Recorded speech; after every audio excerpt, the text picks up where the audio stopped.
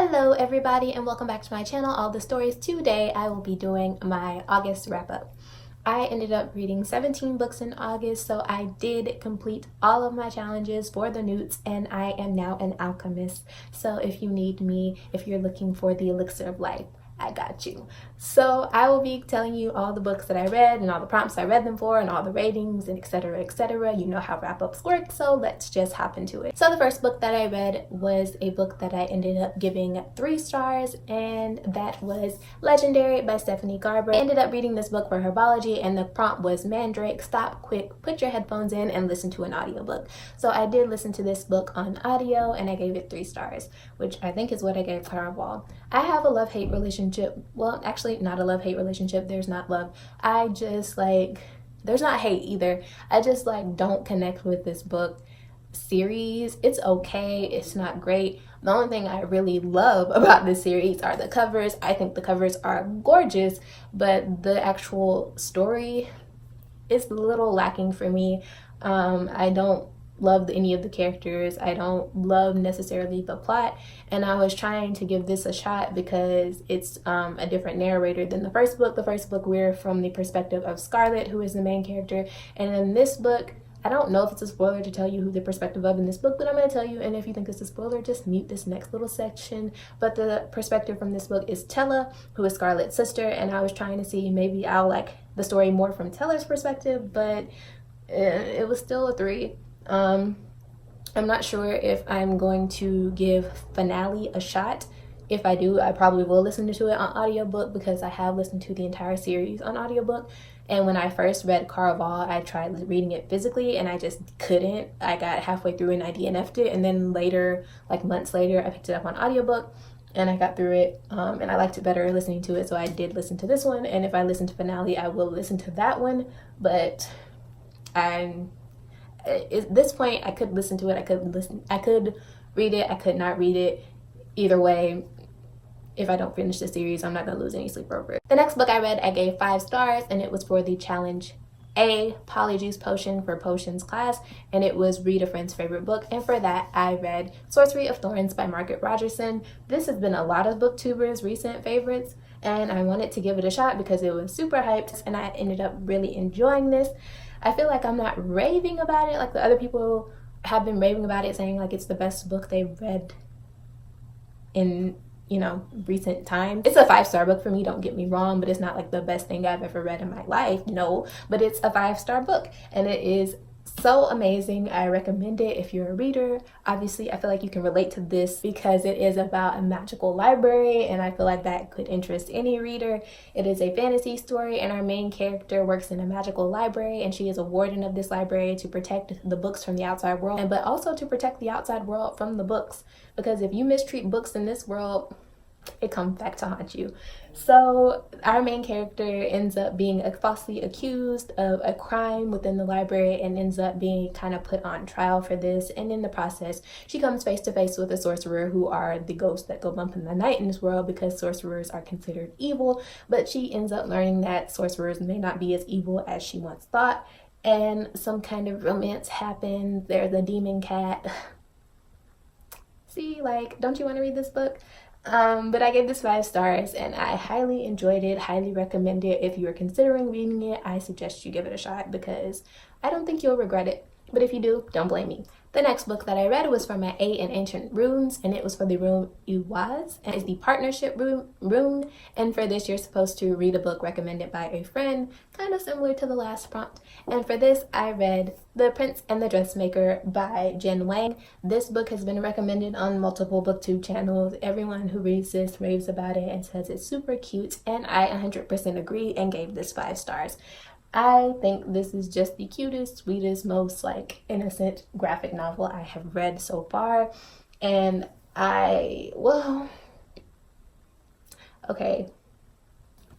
one of the cutest graphic novels I've read so far, because there's a graphic novel here that might give this one a run for its money on cuteness, but this nevertheless was a great graphic novel. It had great representation. This book is about a boy who is a prince, but he has a secret. He likes wearing dresses, and no one in his family, his kingdom, knows that he likes wearing dresses. So one day when this tailor makes a bold fashion statement with one of her designs, she catches the prince's eye and he decides to make her his own personal dressmaker.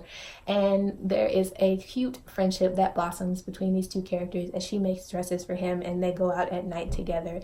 Her as herself, him as Lady Christella. And I would recommend this to literally anyone. The next book that I read was for my E in Ancient Runes, and I gave this book 5 stars. What else is new? This is a reread, and that book was Harry Potter and the Order... Oh, no, it was not. It was Harry Potter and the Goblet of Fire by J.K. Rowling. So this is the 4th book, of course, in the Harry Potter series, and I'm rereading the Harry Potter series this year for the first time, and I am so enjoying my reread.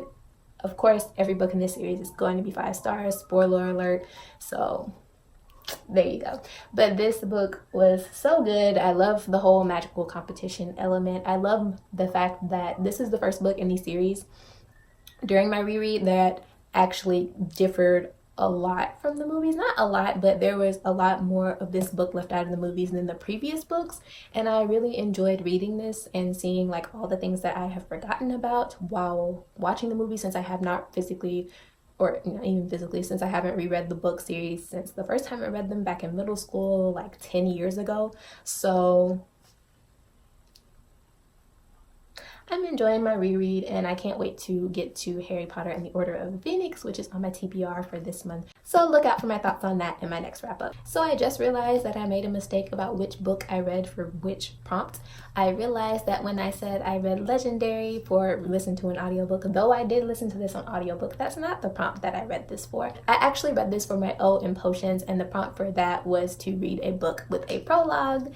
So that's what I read this for. And the next book that I finished after I finished Harry Potter and the Goblet of Fire was the book that I actually read for my E in Herbology, which was to listen to an audiobook. And I don't own a physical copy of that book, but this book I gave 3 stars, and that is Stalking Jack the Ripper by Carrie Maniscalco.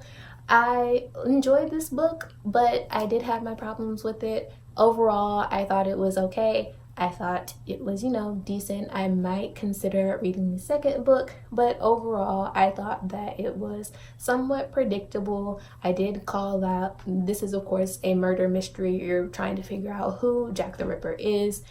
And I did guess who in the story it was. I had my suspicions about who it was about a third of the way through, and I was pretty sure who it was by the halfway point, and I ended up being correct about who it was.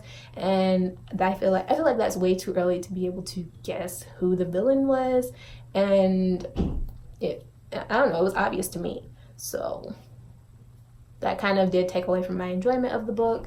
And then when the ending came and everyone was like so shocked, I'm like, are you really though? You shouldn't be. The next book that I read was for my A in Astronomy, and for this you were supposed to read a book with the moon on the cover, and I read Wicked Fox by Cat Jo. I gave this 3 stars as well.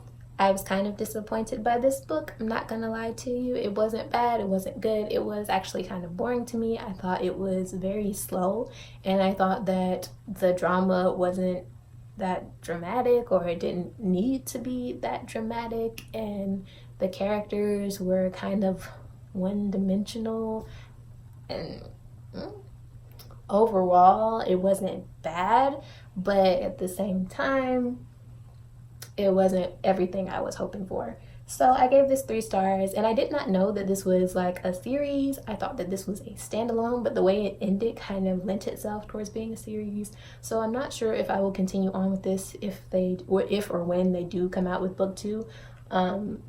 Depends. Maybe I'll wait and see what people are saying about it and see if the reviews are like better for this one, because there are mixed reviews on this one. I feel like people either really loved it or just really hated it.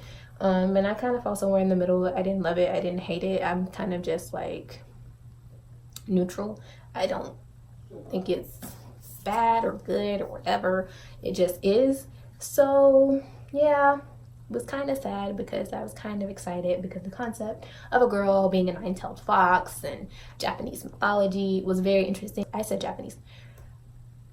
I was excited because the whole Korean mythology, urban fantasy set in modern day Korea sounded really interesting. And I will say that the mythology aspects of the story were my favorite part. Like, there are little excerpts in this between chapters that just talk about the mythology, and those were actually my favorite parts. So yeah, was kind of disappointed with this, but it was still 3 stars. Don't get me wrong. So the next book that I read was for my A in Transfiguration, and this was probably my favorite book that I read all month, just a heads up. And it is a graphic novel, and I read it for my A in Transfiguration, which was to read a book with LGBTQIA plus rep, and that was Heartstopper, Volume 1 by Alice Oseman. This book is everything. And when I said that The Prince and the Dressmaker was like the cutest graphic novel I've read, it was a lie, because this is by far the cutest graphic novel I've read. The characters are my precious babies, and I will fight you about them. Don't start with me. Charlie and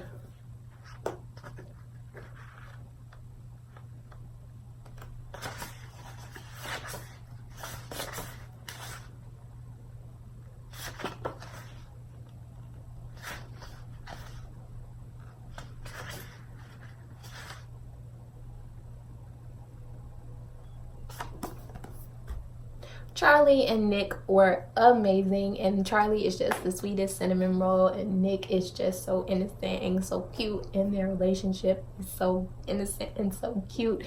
And if you have not read this, what are you doing with your life? Read this. If you're considering reading it, read this. If you've never heard of this, well, here you go, read this. If you just like, I don't know, read it. This isn't a joke. I love this so much that immediately after reading the last page of this book, I went on Amazon and bought volume 2 because I needed it in my life. I still haven't read it yet because after buying it, I decided to read it for Contemporary-a-thon because I decided to participate in Contemporary-a-thon. So, I mean, there's a sneak peek of one of my books that is going to be in my Contemporary-a-thon TBR, but I can't wait. My next book was another reread, and it was for my E in Astronomy, which was to read a book with night in the title or series name, and I read or reread Nevernight by J. Kristoff. This is one of my all-time favorite series, if not my all-time favorite series, and I was rereading this in anticipation of Dark Dawn, which came out on the 3rd. Well, which came out on the 3rd of this month in the US and like the 5th in the UK, I think. So it is out now, and you bitch still has not read this book. I still have not received my copy of this book and kind of salty about it. But so excited for Dark Dawn. Was excited, wanted to reread the series, so I read Nevernight.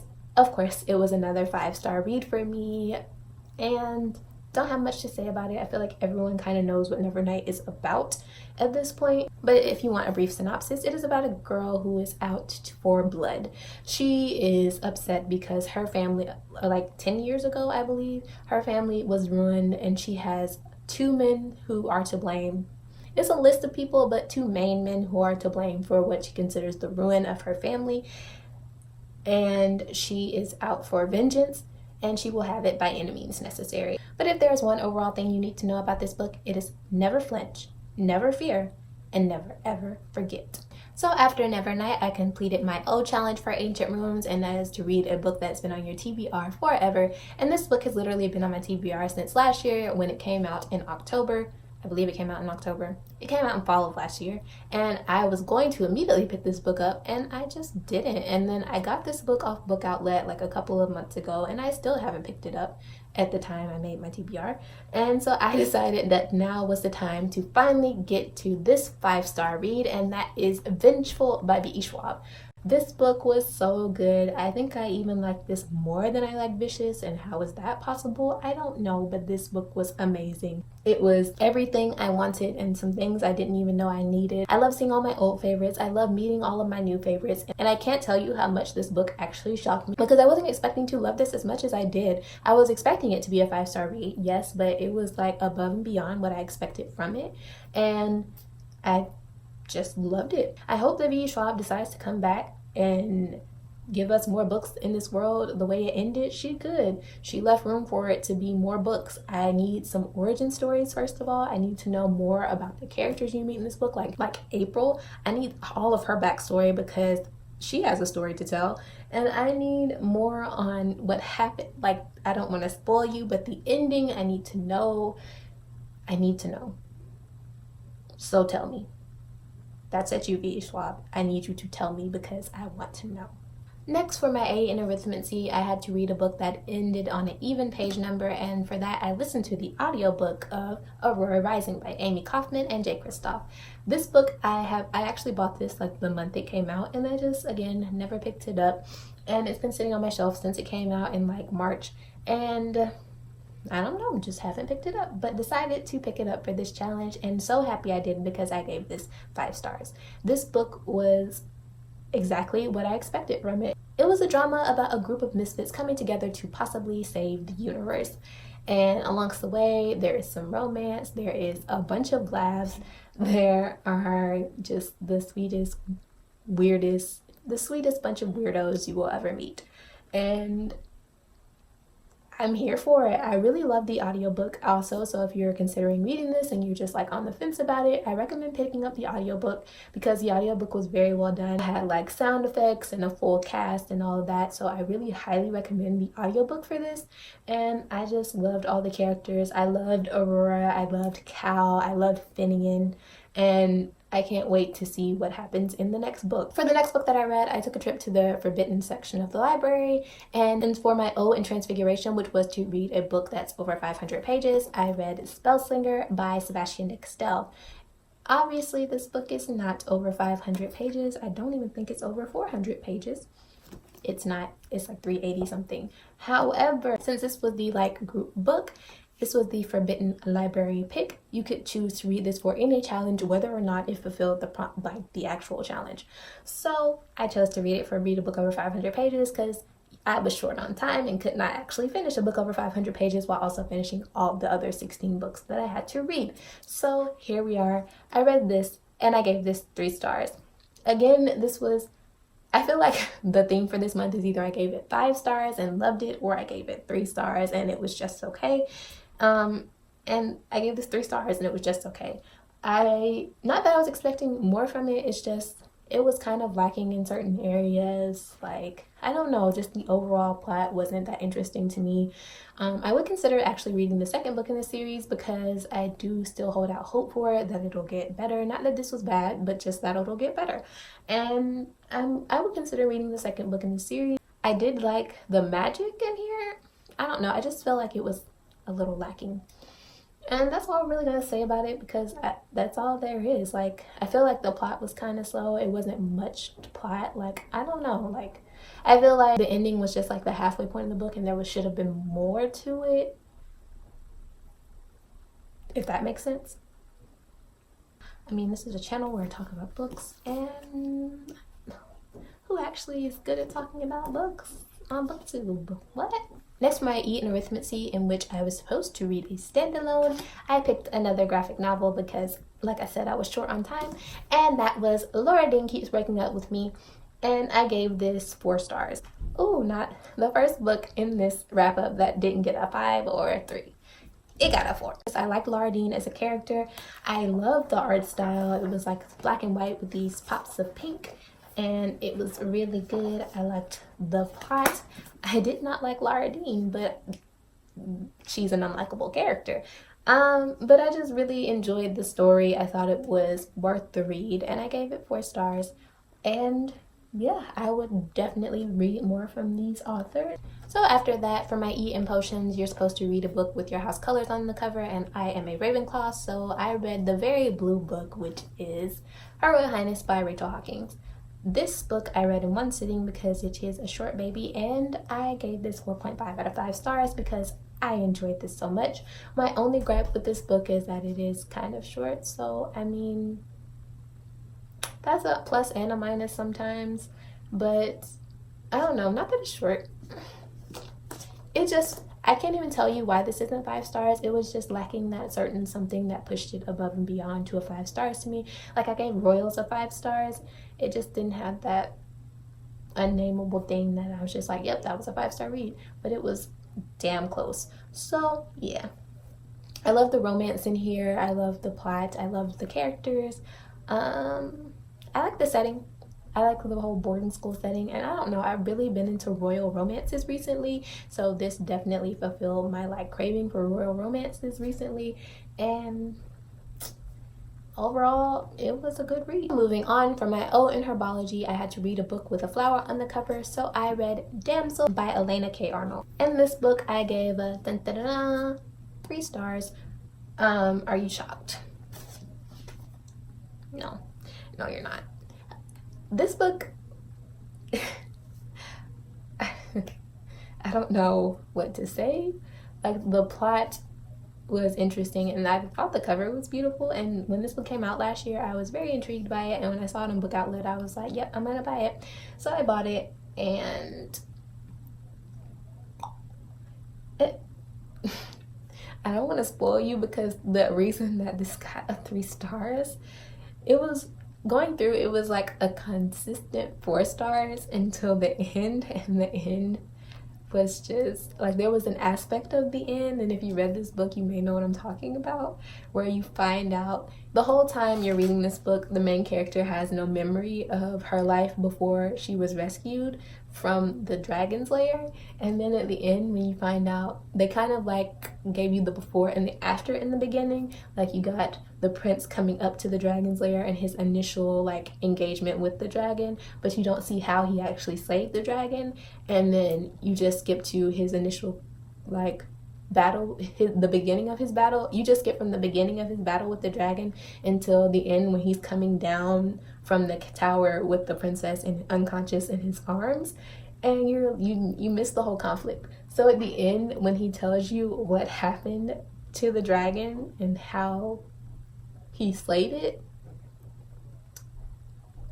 I don't think this is spoilery. I'm not gonna tell you what it threw me, and I had to take a star off.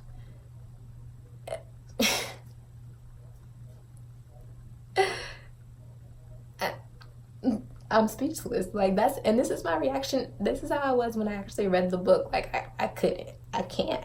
So it's a 3 stars, because after that I just had to take a star off. Like, it was a must that I took a star off for that.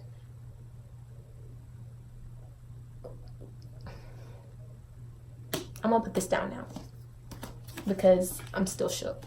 Next, for my E in herbology, which was to read a book between 350 and 390 pages, I read 1,000 Pieces of You by Claudia Gray. In this book, I gave 5 stars initially, dropping it down just a little to 4.5 stars. But this book was actually a pleasant surprise. I wasn't expecting this to be a highly rated read when I first came in. I was expecting it to be good, maybe 3 stars, maybe just 4 stars, but it actually took me way by surprise, and it wasn't what I was expecting. I mean, it was exactly what I was expecting. It is a interdimensional, not time travel, but interdimensional travel novel. This girl's parents create this machine that helps you travel between the different dimensions, and in each dimension there's like slightly different versions of you. It could be very different from the dimension you're currently in, or it can be very similar with only like a few differences. Like, one day you chose to wear a red shirt instead of a gray shirt, and that's the only difference between this dimension. Or you chose to get a haircut in one dimension and your hair is long in this one. Some of them the changes are small, and some of them the changes are huge. Like, we're still have monarchies. We never strayed away from having monarchies. We're still slightly less advanced. Technology is still stuck in, we're just now developing electricity and it's 2018, like, it could be bigger changes.